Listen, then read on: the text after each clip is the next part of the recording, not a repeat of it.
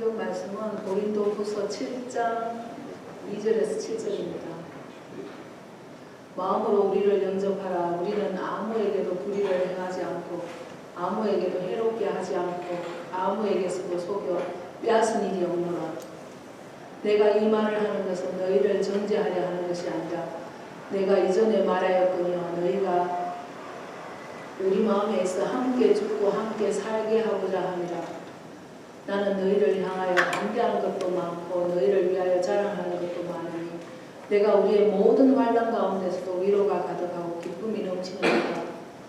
우리가 마게도냐와 이르렀을 때에도 우리가 육체가 편하지 못하였고 사방으로 환난을 당하여 밖으로는 다투며 안으로는 두려움이었느니라. 그러나 낙심한 자들을 위로하시는 하나님의 기도가 오므로 우리가 위로하셨으니 그가 온 것뿐 아니라 오직 그가 너희에게 받은 그 위로로 위로하고 너희의 사모함과 애통함과 나를 위하여 열심 있는 것을 우리에게 보고함으로 나를 더욱 기쁘게 하였느니라. 아멘.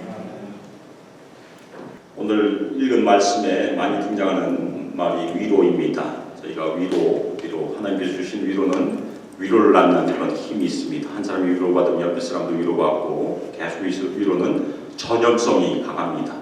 며칠 전에 저희 아들이 contagious,라는 영어 단어가 뭐냐고 저한테 물어봤는데 거기 앞에가 smile is contagious, 미소는 전염성이 강하다, 그런 바틀에 물병에 그 글이 써 있었어요. 저희가 하나님의 위로를 경험하면 그것은 분명히 전염성이 강합니다. 대신에 낙심도 전염성이 있습니다. 지난주에 제가 감정에 대해서 말씀드렸는데 좋은 감정도 전염성이 있고 나쁜 감정도 전염성이 있는데 어떤 게 더 클까요? 사업을 하시는 분들은 경험을 하셨을 텐데 한 사람에게 잘하면 고객을 20명 확보한다고 합니다. 좋은 얘기를 20명한테 해주는 거예요. 그런데 한 사람한테 잘못하면 몇 명 정도 잃을 수 있겠습니까? 보통은 100명이라고 한다고 합니다. 사실은 부정적인 것이 더 파워가 있을 때가 많이 있습니다. 그래서 저희 그리스도인들 해야 될 일은 위로를 낙심으로 바꾸는 일이 저희가 해야 될 일입니다. 사실 오늘 사도 바울이 저희에게 가르쳐주는 중요한 교훈이 위로를 받는 통로에 대해서 두 가지를 얘기해주고 그것을 사실은 하나님을 위해서 바꾸는 일에 대해서 얘기를 해줍니다. 지난주에 사도 바울이 저에게 부탁한 말씀이 무엇이었습니까? 마음을 넓히라. 그것이 명령이었습니다. 그런데 오늘 말씀에서도 비슷한 얘기를 합니다. 2절에 보면 마음으로 우리를 영접하라, 이렇게 저희 성경에 기록이 되어 있습니다. 그런데 이 말은 문자적으로 보면 마음 안에 나를 위한, 우리를 위한 장소를 만들어달라, 그런 말입니다. 너희들 마음 안에 나를 위한 방을 하나 마련해달라, 그런 말로 저희가 이해할 수 있습니다. 아마 내 마음은 그리스도의 지, 그 작은 책을 읽어보신 분들이 많이 있을 텐데 그 책에서 보면 저희 마음에 방들이 있습니다. 그 방 중에서 예수를 위한 방, 아니면 상대방을 위한 방을 만드는 것으로 저희가 이해할 수 있습니다. 그런데 이 말에 또 하나의 뜻이 있습니다. 이중적인 의미를 가지고 있는 단어인데 군대가 퇴각하다, 철수하다, 그런 뜻도 있습니다. 그래서 지난주 말씀과 저희가 연결해 보면 마음의 방만 넓히면 아무 소용이 없습니다. 마음이 지저분하면 예수님께서 거하시기가 어렵기 때문에. 그래서 저희가 해야 될 일은 그 마음에 있는 여러 가지 지저분한 것들, 육신적인 것들, 세상적인 것들을 마음으로부터 청소해서 다른 사람들이 들어올 수 있도록 공간을 만들어 줘라, 그 얘기입니다. 고린도 교회 성도들에게 부탁한 것은 사도 바울을 위해서 마음을 넓히되 이제껏 너희들이 세상과 멍에를 같이 맨 것, 우상과 같이 멍에를 맨 것, 그리고 사도 바울을 향한 그런 좋지 않은 감정들을 퇴각시켜 철수해라. 그래서 나를 위해서 방을 하나 만들어라, 그런 부탁입니다. 저희도 서로를 위해서 마음에 방을 마련해야 됩니다. 상대방이 들어올 수 있는 공간을 마련하는 것이 저희 성도들의 부르심입니다. 그런데 그것을 방해하는 요소들이 많이 있습니다. 특별히 교만이나 고집이나 욕심, 그리고 독선 등이 있을 수 있습니다. 그리고 세상을 사랑하는 마음도 사람들을 초청하지 못하게 합니다. 또 하나는 저희 마음에 낙심이 있거나 슬픔이 있거나 어려움이 있으면 당연히 상대방을 저희가 초청하지 못하게 방해를 할 수 있습니다. 그래서 저희가 이 땅에서 끊임없이 해야 되는 일이 무엇이겠습니까? 저희 마음을 좁게 하는 요소들을 계속해서 청소하는 것. 내 마음에 그리스도의 집이 있는 것처럼 계속해서 거실과 여러 곳에 예수님께서 기뻐하시지 않은 것들을 발견하고 청소하는 것이 저희가 해야 될 일입니다.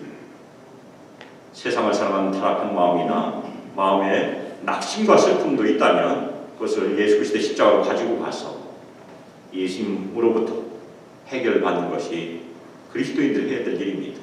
저희가 주님 앞에서 해결받지 못하고 딴 곳으로 가면 항상 문제가 생기게 되어 있습니다. 괜히 가서 예언받거나 아니면 요즘은 점을 치는 그리스도인도 많다는 얘기를 들었으니까 그렇게 하지 말라는 것입니다. 우리의 모든 문제를 해결해 주신 분은 예수님이시기 때문에 그렇습니다.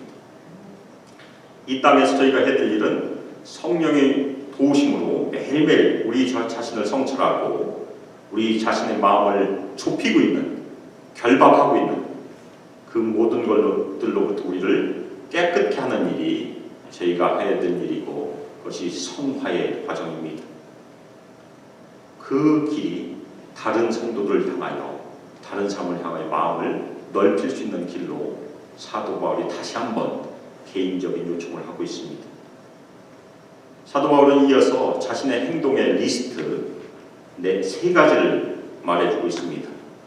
나는 아무에게도 불의를 행하지 아니하였다. 나는 아무에게도 해롭게 하지 아니하였다. 나는 아무에게도 속여 빼앗은 일이 없다. 이것은 장사를 할 때 쓰는 용어입니다. 돈에 관련된 용어입니다. 사도 바울은 돈에 대해서 아무에게도 나쁜 짓 안 했고 해를 끼치지도 않았고 속여 빼앗지도 않았다고 지금 변호하고 있습니다. 사도 바울은 돈을 만져본 적도 없습니다. 자신이 필요한 것은 고린도 교회에서 자신이 벌어서 썼습니다. 특별히 고린도전서 2장 14절에 보면 바울은 자신이 복음을 전하기 위해서 살해를 받은 권리가 있지만 고린도 교회에서는 그것을 행하지 아니하였다고 얘기하고 있습니다. 그런데 아마도 사도 바울의 대적자들이 저희가 고린도전서 16장에 보면 예루살렘으로 가지고 가는 연보에 대해서 사도 바울이 얘기하는데 그 연보를 개인적인 용도로 착복하지 않았냐 공격했을 가능성이 있습니다. 그래서 그것에 대한 변명으로 얘기하는 것을 저희가 이해할 수 있습니다. 또 하나는 이 부정적인 목록은 돈에 대해서만 적용되지 않습니다. 영적인 부분에도 분명히 적용이 됩니다.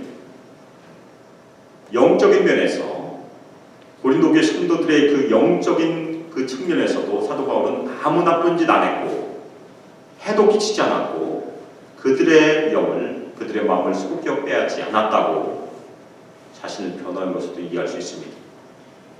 영적인 면에서 나쁜 짓을 한 것, 해를 끼친 것, 속여 빼앗는 것을 저희가 영적인 조적, 매니퓨레이션 그리고 영적인 학대, 어뷰스라고 부릅니다.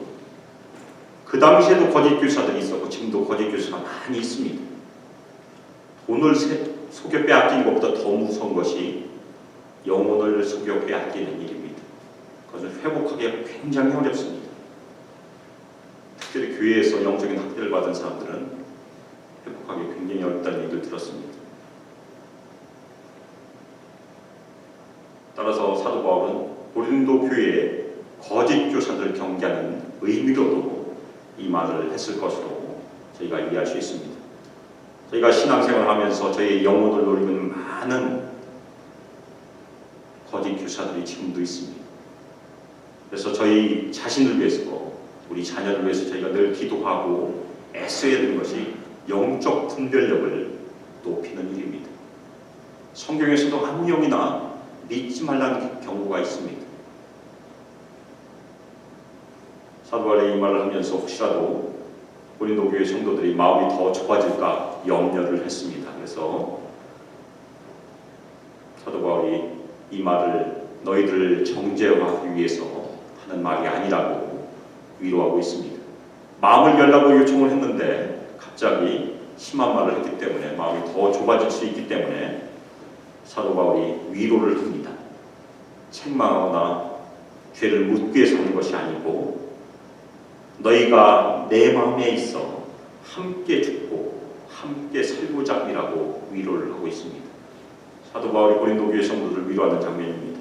첫 번째, 너희가 내 마음에 있어.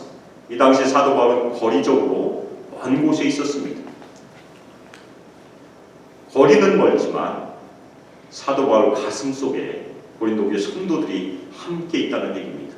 사랑으로 품고 영적인 자녀들을 위해서 계속해서 기도하고 있는 것이 사도 바울이 사랑을 표현하는 그런 장면이었습니다. 그렇기 때문에 마음이 있다고 얘기합니다. 저희 가족들 중에 한국에도 있고 먼 곳에 있는 가족들이 있습니다. 저도 저희 아이들이 뉴욕 근처와 신시내티에 있습니다. 멀리 있지만 저희가 기도할 때마다 저희 가까운 사람들을 마음에 품고 당연히 기도합니다. 저도 저희 아이가 멀리 있지만 항상 저희 아이들을 위해서 기도합니다.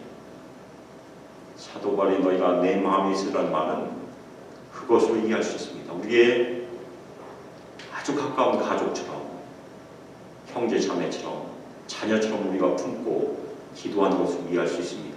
그 다음 말은 더 강합니다. 함께 죽고 함께 산다.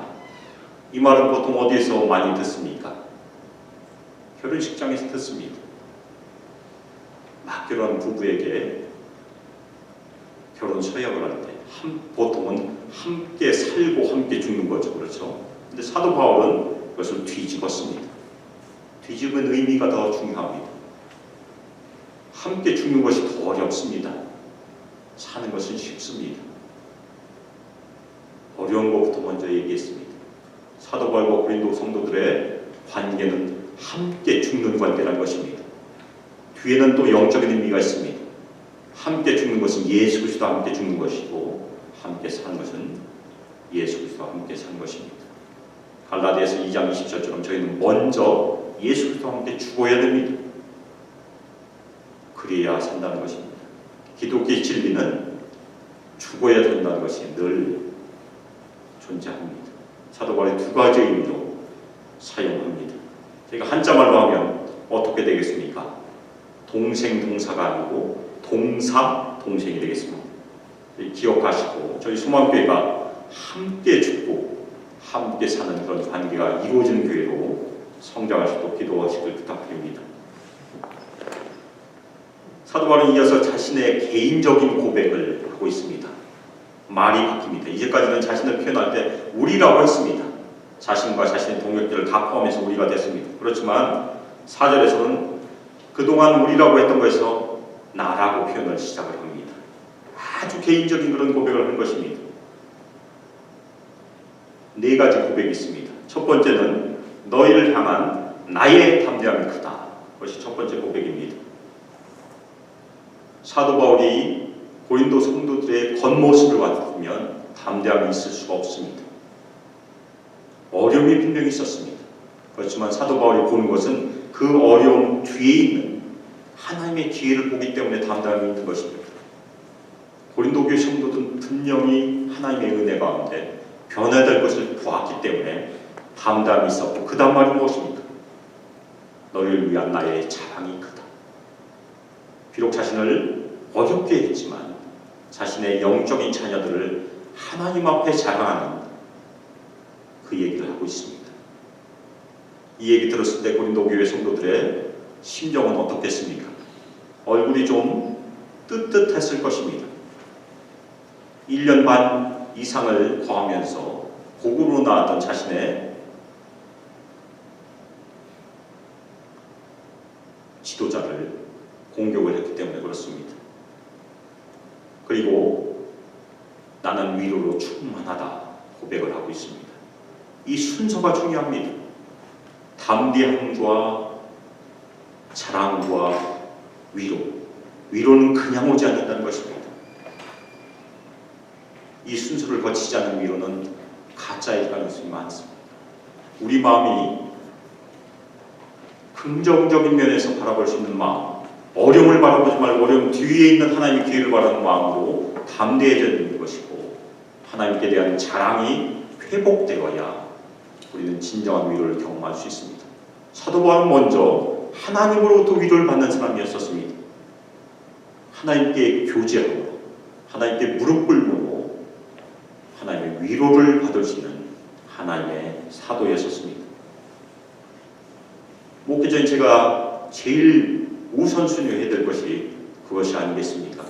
항상 하나님께 가까이 가서 하나님의 얼굴을 구하고, 지난주에 제가 읽었던 말씀 가운데 하나님의 얼굴을 수시로 구하라, 마틴 로이드 존스 목사님의 말씀이 있었습니다. 수시로 구하고 있습니다. 그리고 하나님의 손길을 경험하고 위로를 경험한 것이 제가 해야 될 일입니다. 제가 샘물이 없는데 어떻게 샘물을 공급해 줄 수 있겠습니까? 제 가슴이 메말랐는데 어떻게 사랑을 얘기할 수 있겠습니까? 사도 바울도 그런 사람이었고 저도 그 길을 따르고 있습니다.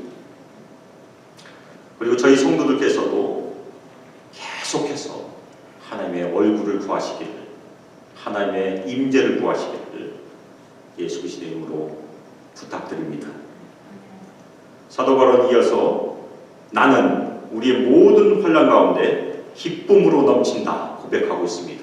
가장 최종 단계가 기쁨이었었습니다. 환난이 있는데 기쁨이 넘친다고 고백하는 것이 쉽지 않습니다. 저희가 환난만을 보면 기뻐할 수 있는 능력을 가지고 있는 사람은 없습니다. 사도 바울은 그 환난 뒤에, 고난 뒤에 있는 하나님의 얼굴을 볼 수 있었기 때문에 기뻐할 수 있었습니다. 하나님의 뜻을 발견할 수 있었기 때문에 기뻐할 수 있었습니다. 저희가 해야 될 일도 바로 그것입니다. 어려움만 바라보면 낙심하게 되어 있습니다. 저희가 위로를 경험하고 회복을 경험하고 기쁨을 경험할 수 있는 중요한 길은 그 뒤에 있는 하나님의 얼굴을 봐야 되는 것입니다. 어떤 목사님, 유명한 목사님이십니다. 자꾸 하셨지만 그분의 말씀 가운데 고난 반드시 하나님의 뜻이 있다고 합니다. 그래서 저희가 부단히 노력하는 가운데, 기도하는 가운데 회복해야 될 것이 어려움 가운데 있는, 어려움 뒤에 있는 하나님의 얼굴을 보는 것입니다. 저희가 이민자들의 삶이 그렇게 쉽지 않습니다. 저희 성도들께서 매일매일 애써서 일을 하십니다. 우리의 처한 상황 가운데, 우리의 가정 가운데서 그 뒤에 계신 하나님의 얼굴을 구하고 하나님의 손길을 저희가 경험하는 것이 이 땅에서 성도로서 하나님께 저희 삶을 기쁘게 드릴 수 있는 중요한 길이라고 믿습니다. 그런데 5절에서는 긍정적인 것을 말고 부정적인 것을 또 말합니다. 항상 기쁨만 있지 않다는 것입니다. 부정적인 것이 무엇이 있습니까? 마게도냐에 이르렀을 때 자신의 육체가 편하지 못했다. 그런데 이 말에서 아주 작은 말이 굉장히 큰 메시지를 전달합니다. 마게도냐에 이르렀을 때의 도. 바울은 육신이 편한 적이 없었다는 얘기입니다. 항상 육신이 어려웠었습니다. 바울의 모습을 상상해 보면 그는 늘 꾸부정하게 다녔습니다. 심지어는 예수님을 강렬한 빛으로 본 이후에 안질로 고생했다는 전승이 있습니다. 특히 갈라디아서를 보면 갈라디아 성도들에게 내 눈이라도 빼어서 자신들의 눈이라도 빼어서 자신에게 바울에게 주려고 했을 정도로 사랑이 컸다는 것을 감사하고 있습니다. 겉으로 보기에도 신체적인 어려움이 많았던 사람이었습니다. 그리고 사방으로 환난을 당했고 밖에서는 다툼, 박해가 있었습니다. 그 당시에 마게도니아에서 교회를 개척했는데 계속 어려움이 있었습니다. 그리고 안에서는 두려움도 있었습니다. 사도 바울 저희가 상상하면 어떻습니까? 아주 강한 사람을 생각합니다. 아마 저희가 고린도 전서 후서를 덮어놓고 본다고 하면 강한 사람으로 이해할 수 있습니다.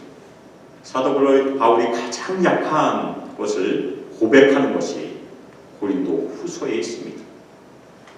자신도 두려웠다고 합니다.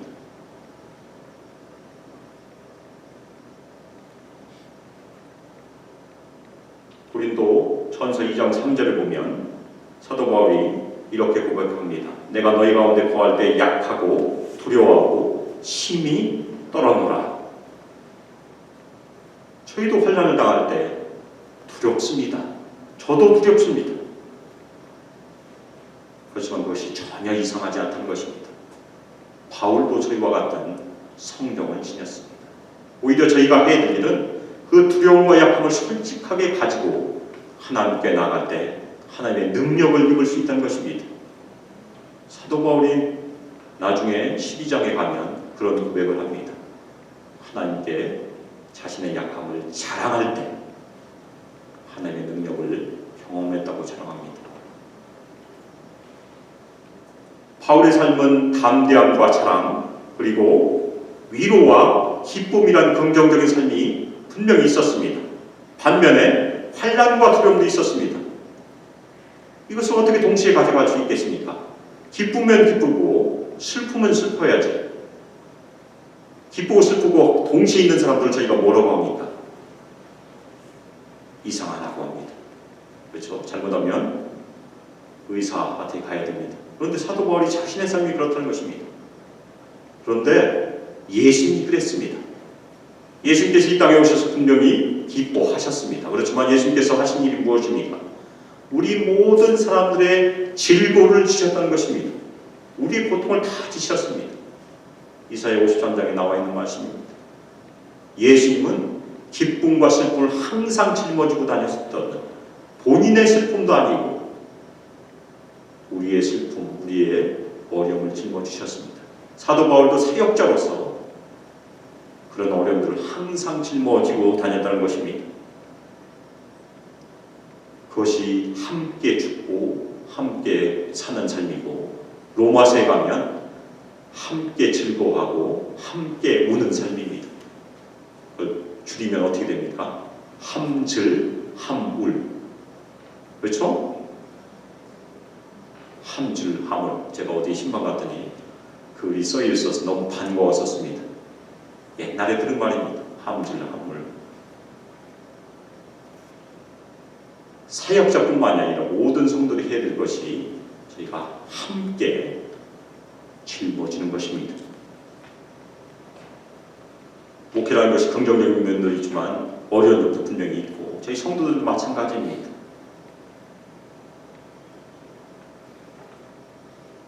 사도 바울은 여기서 그치지 않습니다.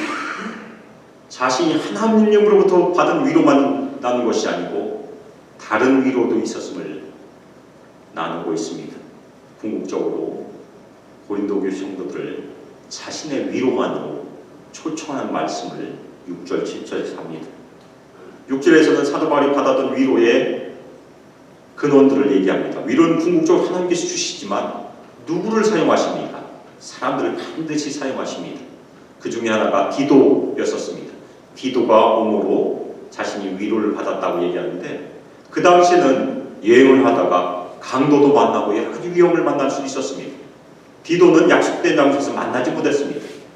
그래서 너무나 낙심했는데 마게도냐에서 디도를 드디어 만났기 때문에 먼저 위로를 얻었습니다. 바울도 낙심에 빠질 수 있었습니다. 저희가 신앙이 성숙되고 성숙되지 않은 것은 고난이 없고 있고가 아닙니다. 성숙된 신앙에 사람들도 다 고난당합니다. 성숙된 신앙인의 차이는 무엇입니까? 고난에 어떻게 반응을 하느냐에 따라서 신앙의 성숙도가 차이가 납니다.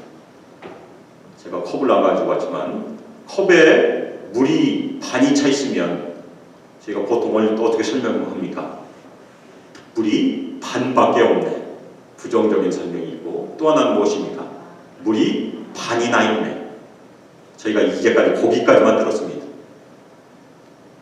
더 중요한 얘기는 그 반 컵 들은 물을 얼마나 오래 가지고 있느냐가 더 중요하다고 합니다. 무슨 얘기냐면 우리는 다 우리가 가지고 있을 수 있는 한계가 다 있습니다. 우리 감정의 한계가 있다는 것입니다. 사도 바울도 마찬가지입니다. 낙심이 지나치면 다 무너지게 되어 있습니다. 그래서 교회가 필요한 것입니다. 그 짐을 같이 져줄 사람들이 필요하기 때문에 저희를 부른 것입니다. 혼자 지면 다 넘어지게 되어 있습니다. 성숙된 신앙이라는 것은 저희가 그 고난을 긍정적으로 반응하는 것도 중요하지만 자신의 고통을 나누고 또 남의 짐도 같이 져줄 수 있는 것이 성숙한 신앙이라는 것입니다. 그래서 우리가 교회가 필요합니다. 바울은 낙심할 때 그냥 주저앉아 있지 않았습니다. 그 낙심을 하나님께 가지고 갈 수 있는 신앙의 소유자였었습니다. 하나님께서 당연히 신비한 방법으로 바울을 위로하실 수 있었습니다. 저희도 마찬가지입니다. 하나님께서 이따금씩 하나님의 손길로 저희를 회복시켜 주시고 위로하십니다. 저도 그런 경험이 있었습니다. 제가 독거음이 너무 심해서 어느 날 그 말밖에는 기도하지 못했습니다. 하나님, 저를 살려주세요. 그 말이 끝났을 때 하나님의 평강이 제 몸을 덮었습니다.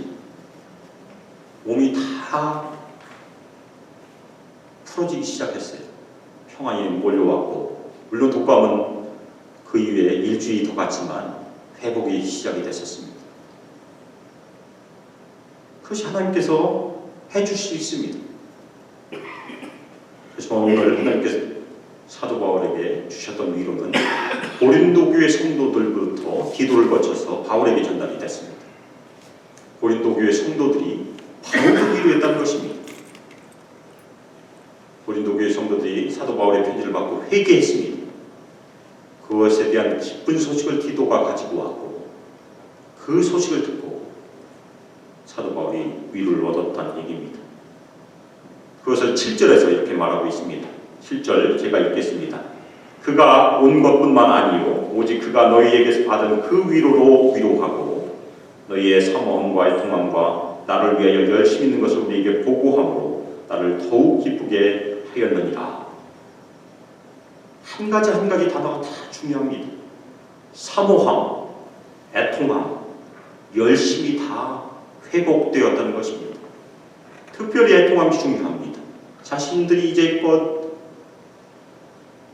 범죄했던 것을 다 회개했습니다. 그 기쁜 소식이 사도 바울을 위로했다는 그런 고백입니다. 저희 모두도 위로의 통로로 다 부름받았습니다. 저희가 먼저 하나님께 위로를 받기 위해서 늘 애써야 되겠지만 그것을 저희만 갖는 것이 아니고 전달해줘야 진정한 위로라는 것입니다. 은혜를 받았다면 은혜를 옆으로 전달하는 것이 진정한 하나님의 은혜입니다.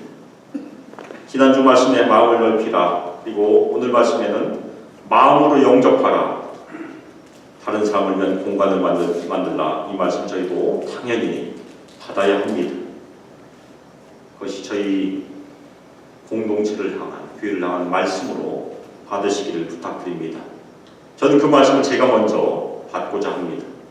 저희 수망교회가 쉼과 남이 있는 교회라는 비전을 가지고 시작했고 제가 여기 온 지도 3년이 가까워지고 있습니다. 그동안 여러 성도들이 영혼의 쉼을 경험한 대신 오히려 힘들어한다는 얘기를 자주 듣습니다. 그리고 또한 교회가 교회를 개척하는 교회로 성장하지 못하고 성장이 둔화된 것도 저희가 이미 알고 있는 사실입니다. 이 모든 일이 저의 책임입니다.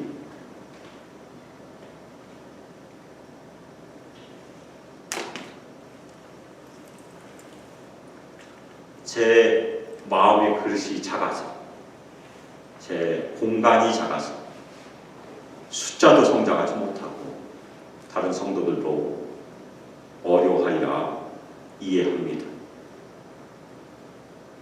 따라서 제가 해야 될 일이 무엇이겠습니까? 제가 먼저 하나님께 나아가서 제 마음의 그릇을 키우기 위해서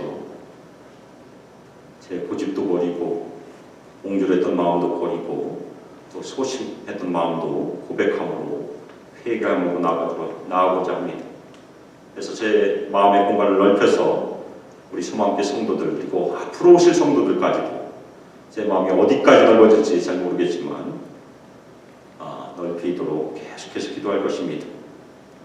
그리고 하나님과 대면하는 것도 제가 해드리지만 처음 왔을 때처럼 우리 소망교회 성도들 만나러 다시 찾아가려고 합니다. 처음에 왔을 때는 얘기를 하려고 왔겠지만 이번에는 이야기를 들으려고 할 것입니다. 우리 성도들의 삶의 무게들을 제가 듣고 함께 기도하고 함께 울고 함께 즐거워하기 위해서 찾아가려고 합니다. 그래서 오늘 말씀에 나와 있는 것처럼 제가 찾아갈 때 저를 영접해 주시기를 부탁드립니다. 저희 모두가 마음을 열고 서로를 영접하기를 예수 그리스도의 이름으로 부탁드립니다. 그리고 오늘 말씀처럼 저희가 함께 죽고 함께 사는 공동체로 부름을 이미 받았습니다. 그래서 그 말씀 감사함으로 받고 그것을 그리스도를 믿는 믿음으로 응답하여 주시길 부탁드립니다. 그래서 저희 모두가 마음을 여는 실천을 함께함으로 우리 소망교회 안에서 진정한 쉼, 진정한 위로가 가득하기를 예수님의 이름으로 축복하고 더 나아가 기쁨이 넘치시기를 예수 그리스도의 이름으로 축복하며 기도합니다. 이 시간 합심해서 기도할 때 특별히 저희 마음에 있는 그 공간들을 서로를 위해서 넓힐 수 있도록 상대방을 위해서 공간을 만들 수 있도록 저희가 합심해서 기도하고 저희 소망교회가 함께 죽고 함께 사는 교회, 함께 즐거워하고 함께 웃는 교회로 주님께서 축복하여 주시고 저희가 서로를 부둥켜 안고 고난을 나눌 수 있는 그런 교회로 주님께 드려줄 수 있도록 같이 기도해 주셨으면 좋겠습니다. 기도하겠습니다. 사랑과 은혜가 풍성하신 하나님 아버지, 저희가 진토임을 기억하시니요 저희 연약함을 아시는 주님께 감사함으로 시간 나갑니다. 제 삶의 무게가 어떤 때는 혼자 감당하기 어려울 때가 많이 있음을 이 시간 고백함으로 나갑니다. 사랑하는 하나님 아버지, 저희 낙심 가운데, 저희 연약함 가운데, 저희 고난 가운데 주님께서 친히 함께해 주시고 위로하여 주시고 주님의 평강으로 저희를 지켜주시며 기쁨을 회복하여 주시길 시간 간절히 기도 올려드립니다. 그리고 주님께서 저에게 베푸신 그 은혜와 위로를 항상 저희 옆에 있는 성도들에게, 저희 이웃들에게 전달해주는 통로로도 저희 모두를 축복하여 주시고 은혜를 베풀어 주시길 시간 간절히 기도 올려드립니다. 오늘 예배 가운데 육신의 어려움을 가진 성도를 주님께서 기억하여 주시고 마음의 어려움을 가지고 있는 성도를 기억하여 주셔서 주님의 은혜로 주님의 전능하신 손으로 치유하여 주시길 시간 간절히 기도 올려드립니다. 이제는 주 예수 그리스도의 은혜와 하나님의 사랑과 성령 하나님의 감화 감동 가운데 하나님의 위로를 사모하고 늘 애통함으로 주님께 기도로 나아가서 하나님의 위로를 받고 그 위로를 다른 사람들에게 전달하여 함께 죽고 함께 살고자 하는 그 하나님의 가족을 이루길 소망하는 저희 소망교회 성도들 위해 그리고 하나님의 아들과 딸들 위해 함께하기를 주 예수 그리스도의 이름으로 축복하며 기도합니다. 아멘.